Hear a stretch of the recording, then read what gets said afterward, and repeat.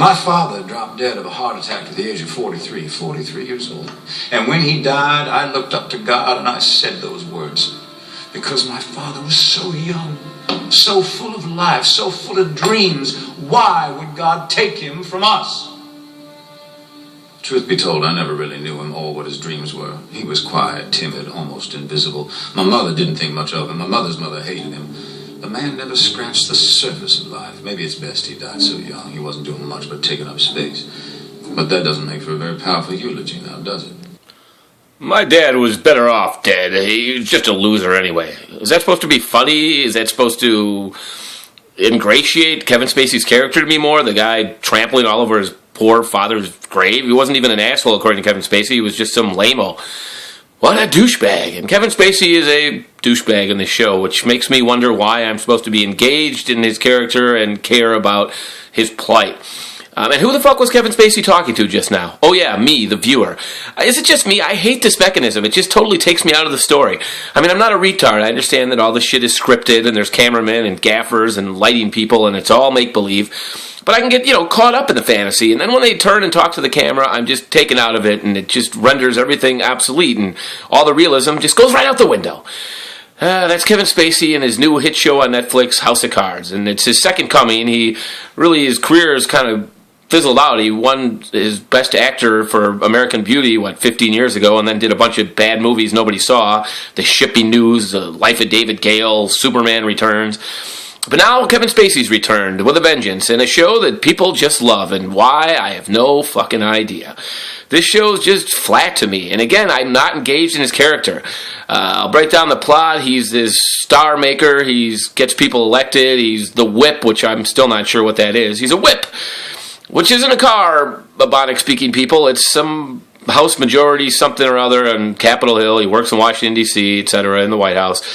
He gets this guy elected. The guy promises he's going to make him Secretary of State, and I'm not ruining stuff. This is first or second episode. He pulls the rug out. I think it's already the first episode already, where he pulls the rug out from under him and gives it to someone else. And the House Speaker, this tough Mexican woman, says, "Well, we need you in Congress. That's why we're screwing you over."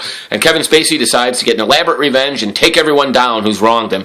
And I just don't give a shit as he sits whining on his $20,000 leather upholstered couch in his amazing $8 million condo with White House outside his window as his Mercedes-Benz idles in his parking lot.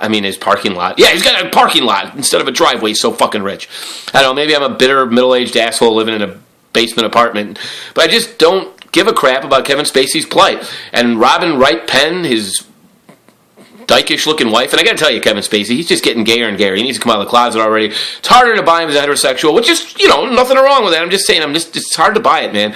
And then giving him such a dykey looking wife, Robin Wright Penn, who's dropped the pen. I guess her and Sean Penn are Splitsville, but she is very unlikable. She plays the head of a charity group, and one point early on, she has the office manager fire half the employees, and then turns around and fires her.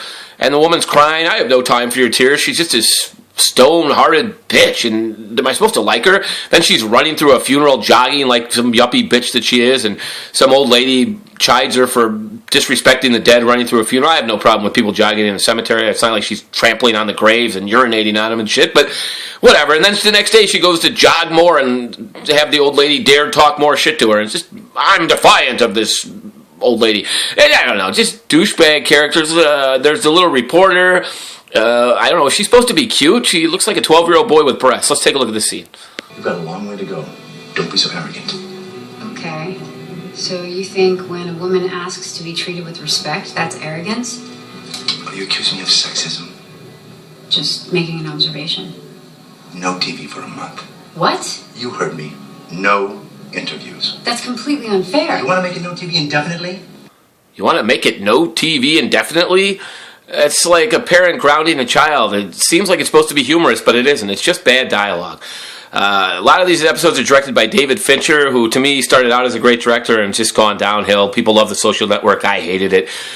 He directed Seven and Fight Club and some other magnificently looking films at the very least. I'll give him that. And again, the show looks beautiful. I just watched Homeland, which is a much better, much more engaging. I know it's got a lot more intense stuff going on. It's a different story, but that show was filmed ugly. I wish it had the budget of this or the cinematographers on board, because this makes Washington, D.C. just look beautiful. And it's a beautiful show to look at, but again, it reminds me of Prometheus or something I was talking about recently. Looks great, but just vapid, empty. I don't give a shit. I learned more about the inner workings of Capitol Hill watching that little singing Bill on Schoolhouse Rocks in a little 4-minute animated video back when I was a kid. Remember Saturday mornings? Anyway, you got the newspaper and you got the government, the senators and congressmen. You got all the boring parts of The Wire without the gangsters battling in the streets. It's just rewatch The Wire and skip the show. I could go on and on. It's, again, not as abysmal as Sons of Anarchy, which is horribly shot and written and acted and offensive and a piece of shit. It's not that bad. It's watchable, but I'm giving it 3 strikes and it's out. Supposedly it gets better. A friend of mine's like, it gets fucking crazy. Well, I don't know, unless aliens land and take over Kevin Spacey's body, I don't know where it can get crazy. It's just boring and tedious, and I'm looking at my watch wanting it to end. So 3 strikes, you're out. I don't get all the, everybody wants to love a new show. I get it, but there's plenty of other good stuff to watch. So until next time, thanks for joining me on the Kris Kondrad Movie Review Show / Dramatic Cable Series Review Show.